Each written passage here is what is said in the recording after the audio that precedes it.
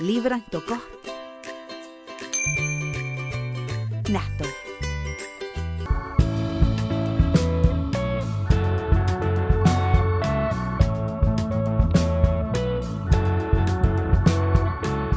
Komið sæl og verið velkomin í sjónvarp Víkurfrétta.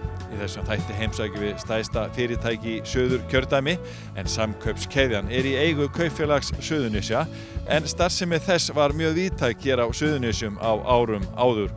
Við förum á söngleikinn Moulin Rouge með leikfélagi Fjölbrautaskóla Suðurnesja en hefjum leikinn í Bláa lóninu, vinsælasta ferðamannastað á Íslandi. En þar voru að hefjast 6 milljarða króna framkvæmdir við nýtt lúxushótel og stækkun á sjálfu lóninu.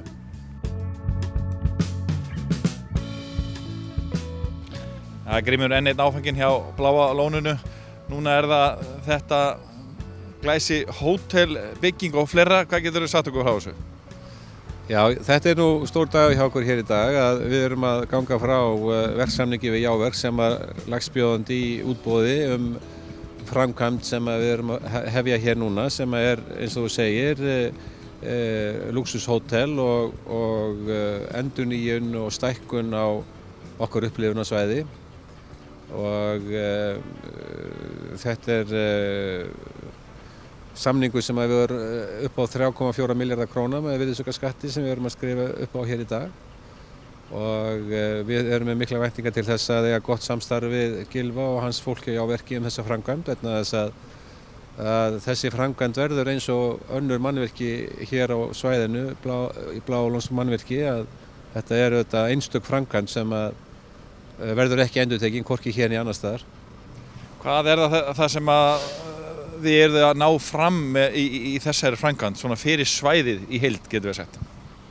Já, við erum bara að styrkja Bláa lónið enn frekar sem einstakan áfangastað fyrir ferðamenn og tryggja áfram að upplifun okkar gesta sé jafn frábær og hún hefur reynst vera til þessa. Auðvitað ferðaþjónustan sem atvinnugrein að vaxa gríðarlega og við erum að bregðast við þeim vexti meðal annars með þessum aðgerðum og gera okkur betur í stakk búin til að sinna því hlutverki sem við höfum í íslenskri ferðaþjónustu. Það hefur lengi verið draumur ykkar að byggja hótel hérna við Bláa lónið. Erum við að tala veglegasta hótel á Íslandi? Erum við að tala einhverja 5 stjörnur eða hvað erum við að segja með þessu?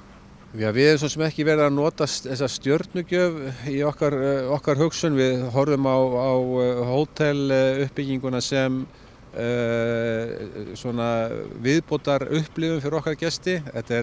Þetta verður lúxushótel, gæðahótel með öllu sem því fylgir. Þetta ekki nema rúmlega 60 herbergi og eins og ég segi að við erum að horfa bara til þess að okkar gesti geti raunverulega aukið sína upplifun með dvöl í Bláa lóninu með því að dvelja hjá okkur 1, 2 eða 3 nætur og njóta raunverulega svæðisins enn betur en þeir hafa getað gert til þessa. Einhverja nýjungar sem að verði í boði í rauninni fyrir utan þessi hótel, eitthvað nýtt sem þau munu bjóða upp á? Já, við, eins og ég sagði áður að við erum að endurnýja upplifunarsvæðið okkur og svo erum við að bæta við nýju upplifunarsvæði inn í hraunið sem tengir núverandi baðalón við hótelbygginguna og það verður alveg einstakt verkefni og gríðarlega metnaðarfullt og ég get alveg fullyrt að þar erum við að tala raunverulega upplifunarkost sem að fólk getur hvergi í heiminum upplifað. Margra milljarða verk, þið félagar hjá þetta aðeins mikil ábyrgð sem að þið takið að ykkur hérna? Já, þetta stórt og metnaðarfullt verkefni og eins og Grímur sagði og ég held að sé rétt að ég sé ekki fyrir mér að þetta verði endurtekið að minnsta kosti oft og sennilega aldrei, ekki hérlendis, þannig að við hlökkum alltaf sérstaklega til að takast á þetta verkefni. Þetta stórt, flókið, en þetta líka alveg einstakt, þannig að það þetta gríðarlega mikil áskorun og sem við hlökkum mikið til að takast á við. Hvernig að undirbúa svona verki innan í allir náttúrunni hérna með þessu hrauni og grjóti? Það verður náttúrulega eina áskorunum að bera mikla virðingu hér auðvitað fyrir náttúrunni og umhverfinu og auðvitað verið að aðlaga byggingarnar að umhverfinu. Það eitt af því sem eina af þessum skemmtilegu áskorunum sem að þetta verkefni hérna ber í skauti. Hvaða tímasetningu fenguðu frá Grími? Ja, hann vildi nú örugglega verið við erum búinir á morgun en við megum vera eitthvað fram yfir önnur áramót. En svona í blálókin, myndu þurfa að bæta við mörgu starfsfólki til viðbótar? Já, það er þetta alveg einsýnt að við erum með yfir 300 manns í vinnu núna og í sumar munum við verða með hátt í 400 manns á launaskrá, þannig að þegar þetta verkefni verður komið á koppinn þá erum við að horfa á klárlega svona 100 stöðugildi sem bætast við þann starfsmannafjölda sem að fyrir er.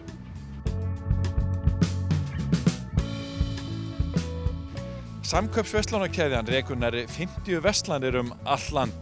Við hittum framkvæmdastjóra félagsins í einni af verslunum þess hér í Nettó í Njarðvíkum. Reksturinn var góður á síðasta ári eins og undanfarin ár. Veltan var rúmir 22 milljarðar og hagnaður af reglulegu starfsemi eftir skatta tæpa 300 milljónir. Þannig að við erum alveg þokkalega ánægð með síðasta ár. Núna eru þið að reka verslanir allt land en höfuðstöðvarnar á Suðurnesjum.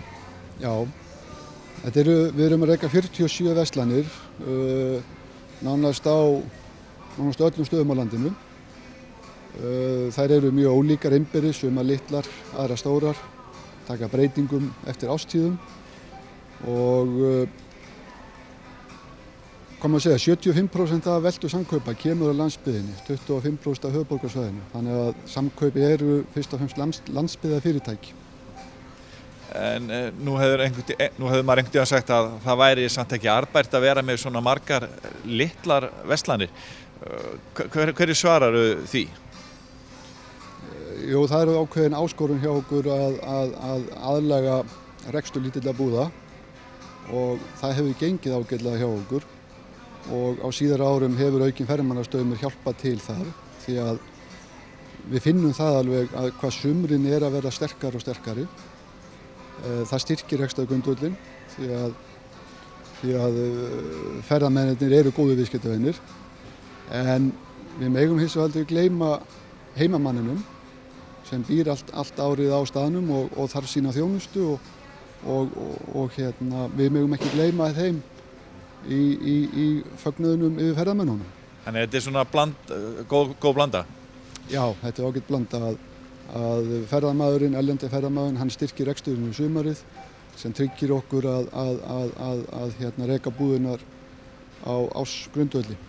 Þið eru uppalega frá Suðurnesjum og tengist landinu þaðan sem fyrstu eigendur héðan frá þessu svæði.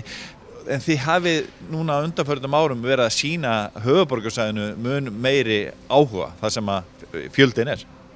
Já, sko bakgrunnur samkaupa liggur í kaupfélögunum, verslunum kaupfélagana. Stærstu eigendur samkaupa eru kaupfélögin og fólksfjölgunin er á höfuðborgarsvæðinu. Þar erum við með 25% okkar veltu.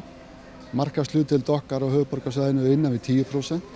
Þannig að við teljum okkur eiga tækifæri þar.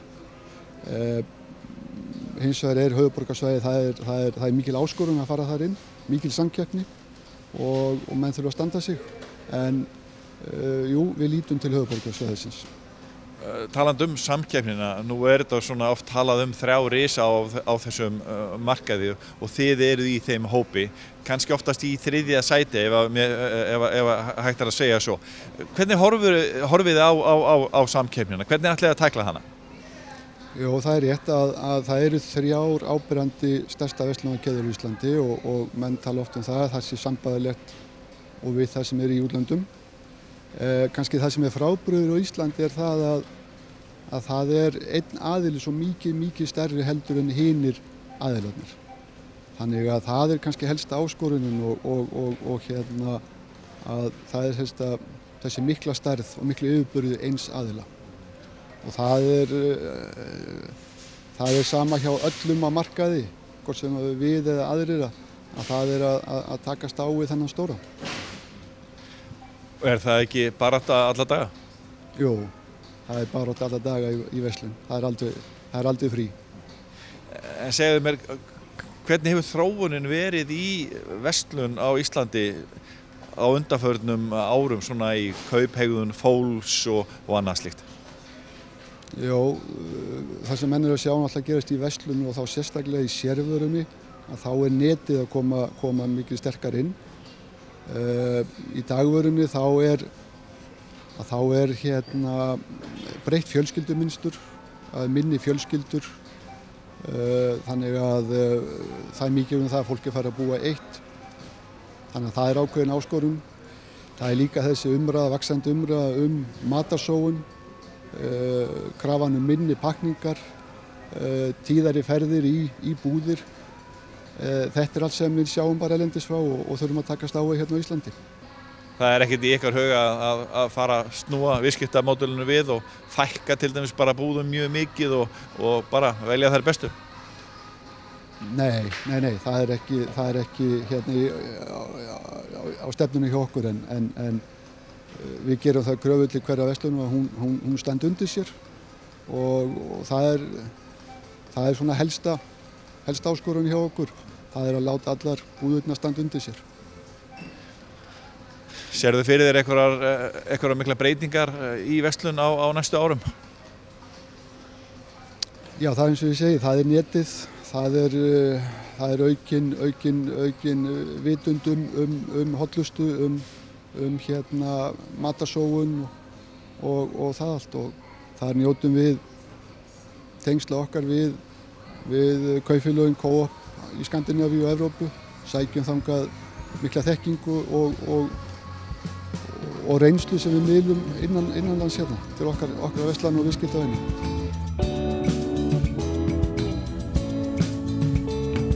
Styðjum öflugt atvinnulíf, menningu, mannlíf og íþróttir á Suðurnesjum.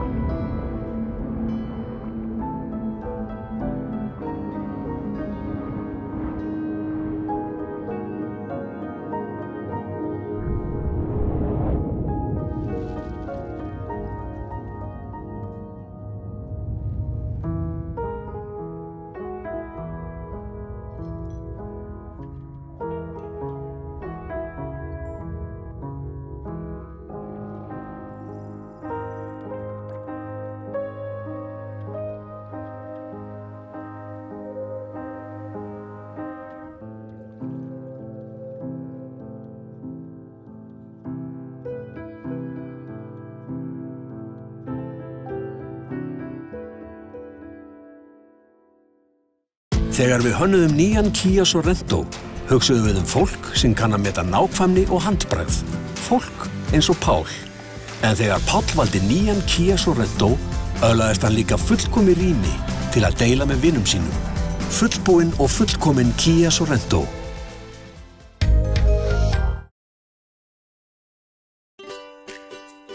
Nýbakað góðgæti. Netto.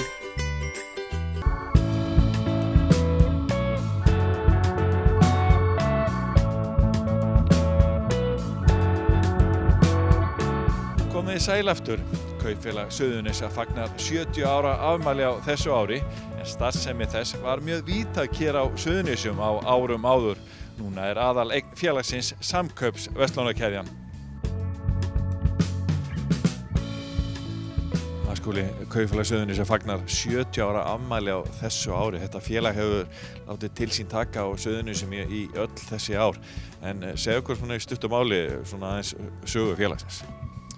Nú, það má rekja sögu félagsins aftur til 1935 þegar að Verkalýðs- og sjómannafélag Keflavíkur stofnar pöntunarfélag.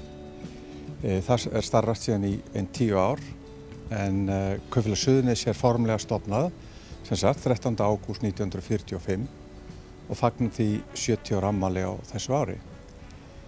Félagið eins og önnur kaupfélög á landið var lengst af í svona blandaðri starfsemi, bæði framleiðslufélag og neytendafélag.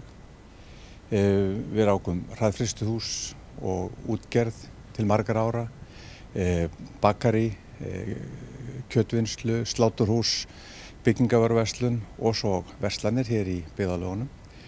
En í dag er Kaupfélag Suðurnesja fyrst og fremst neytendafélag sem að hefur það markmið eitt að þjónusta neytendur og er að gera það núna á landsvísu í gegnum Samkaup HF sem er aðal eign félagsins ásamt fasteignafélaginu Urtusteini. Nú þið með verslanir allt land. Þið eru með höfuðstöðvarnar í Reykjanesbæ. Er það svona partur af stefnunni að vera með svona landsbyggðar, að eign félagsins sé allt land? Já, það hefur verið skýrt markmið félagsins að halda höfuðstöðvarnar hér í Reykjanesbæ. Þar eru uppruni okkar og rætur. Þar stendur fólkið mjög með félaginu og er stolt af félaginu sínu. Þannig að það er mikilvægt að halda starfseminni héðan. Auðvitað er það erfiðara á margan hátt þar sem félagi starfar á landsvísu. Og í dag má segja kannski að 16–17% tekjum Samkaup að koma hér af heimasvæðinu. Uppgrip teknafélagsins eru meiri annar staðar á landinu til þess að gera. En við teljum þetta mikilvægt. Það eru til dæmis 25 störf stjórnenda og almenna starfsmanna hér í skrifstofu félagsins í Reykjanesbæ, auk þess sem að við erum með 150 störfum hér á Suðurnesjum í einum 7 verslunum. Hvernig gengur að vera með tenginguna út á land þegar þetta er svona víðtæk starfsemi?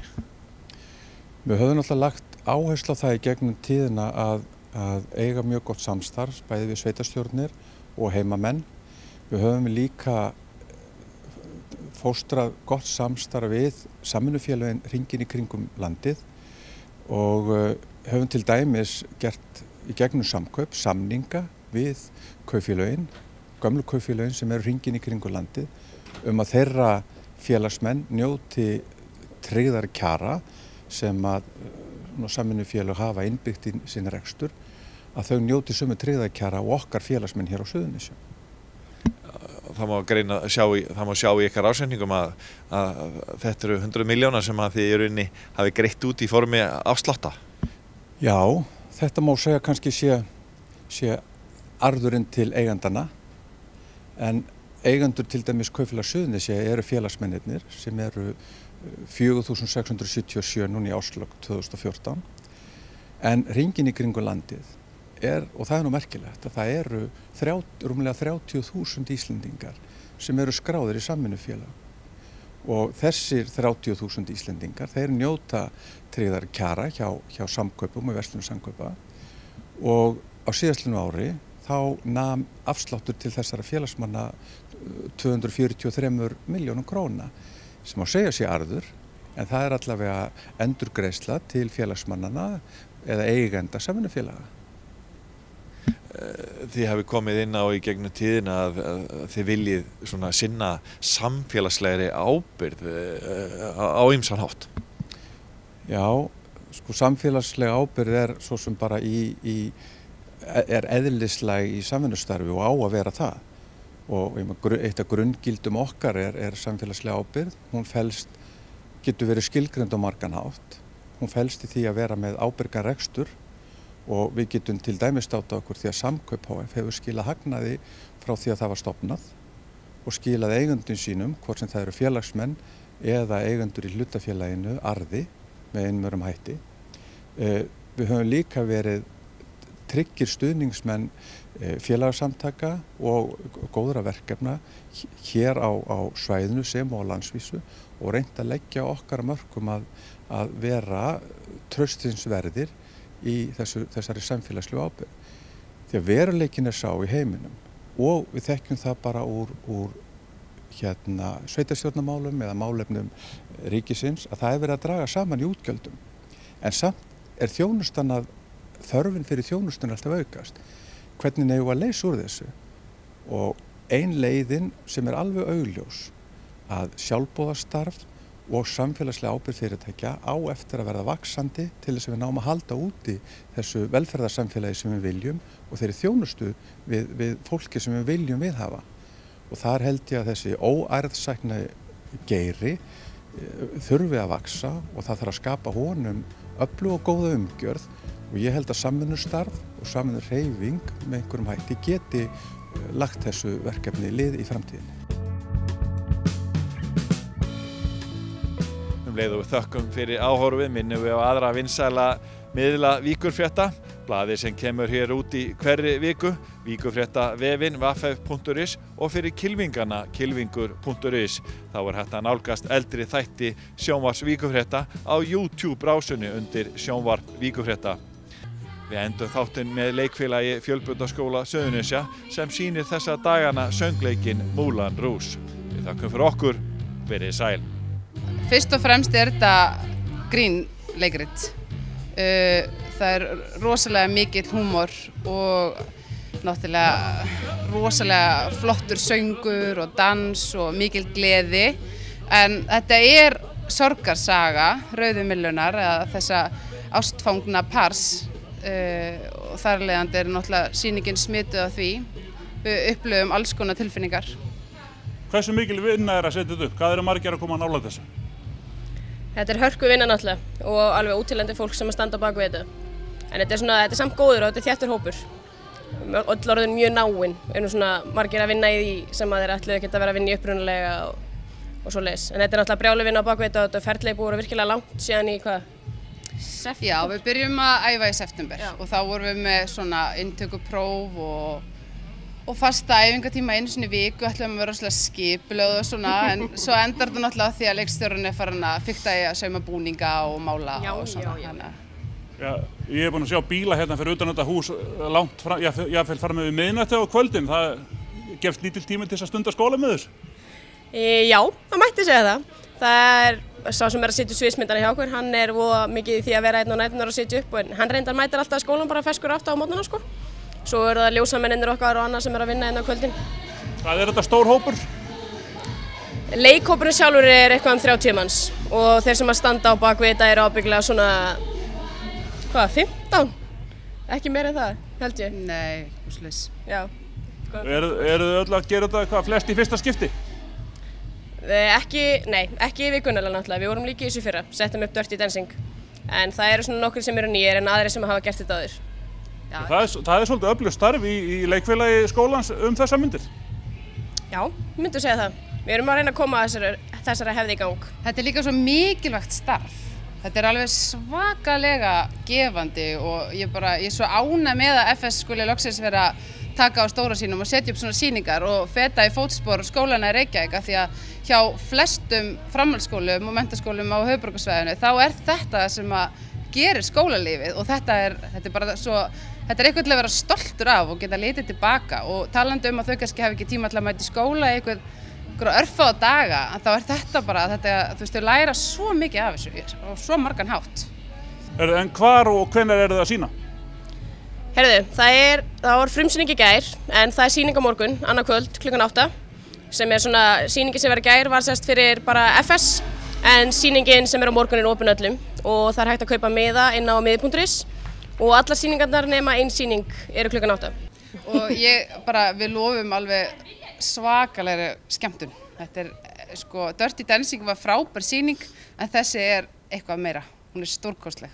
Þegar við hönnuðum nýjan Kia Sorento hugsuðum við fólk sem kann að meta nákvæmni og handbragð. Fólk eins og Pál. En þegar Páll valdi nýjan Kia Sorento öðlaðist hann líka fullkomi rými til að deila með vinum sínum. Fullbúinn og fullkomin Kia Sorento.